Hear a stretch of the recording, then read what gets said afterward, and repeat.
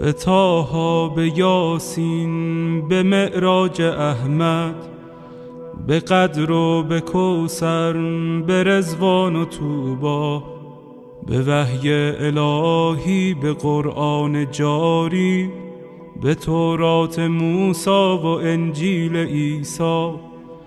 بسی پادشاهی کنم در گدایی، چو باشم گدای گدایان زهرا.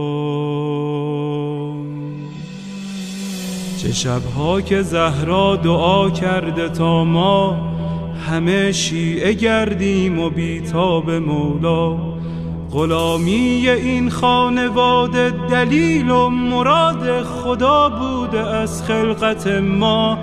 مسیرت مشخص، امیرت مشخص، مکن دل دل ای دل، بزن دل به دریا. که دنیا به خسران عقبی نیرزد، به دوریز اولاد زهرا نیرزد. و این زندگانی فانی، جوانی، خوشیهای امروز و اینجا، به افسوس بسیار فردا نیرزد.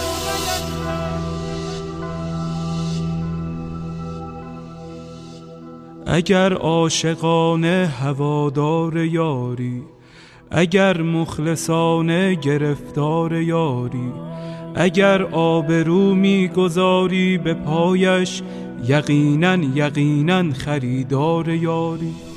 بگو چند جمعه گذشتی ز خوابت، چه اندازه در ندبه ها زاری یاری.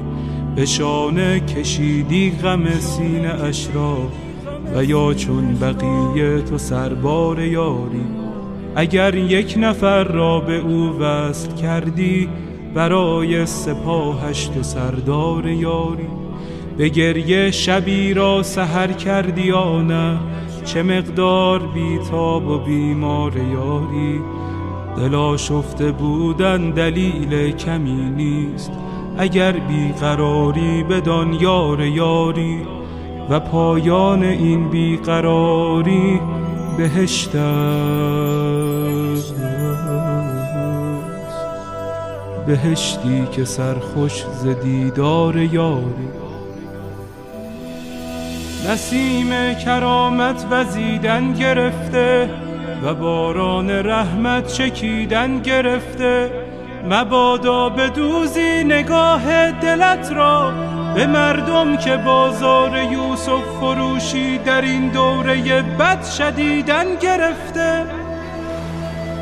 خدایا به روی درخشان مهدی، به زلف سیاه و پریشان مهدی، به قلب رؤوفش که دریای داغ است، به چشمان از غصه گریان مهدی، به لبهای گرم علی یا علیش، به ذکر حسین و حسن جان مهدی، به دست کریم و نگاه رحیمش، به چشم امید فقیران مهدی، به حال نیاز و قنوت نمازش، به سبحان سبحان سبحان مهدی، به برق نگاه و به خال سیاهش، به عطر ملیح گریبان مهدی، به حج جمیلش، به جاه جلیلش، به صوت حجازی قرآن مهدی، به صبح عراق و شبانگاه شامش، به آهنگ سمت خراسان مهدی،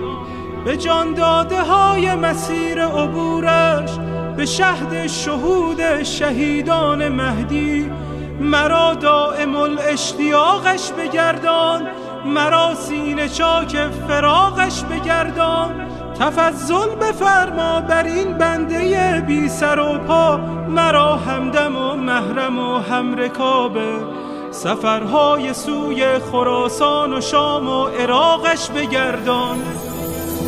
یا مهدی،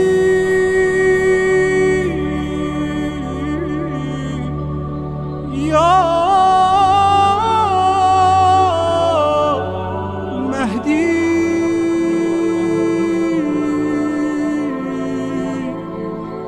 مددی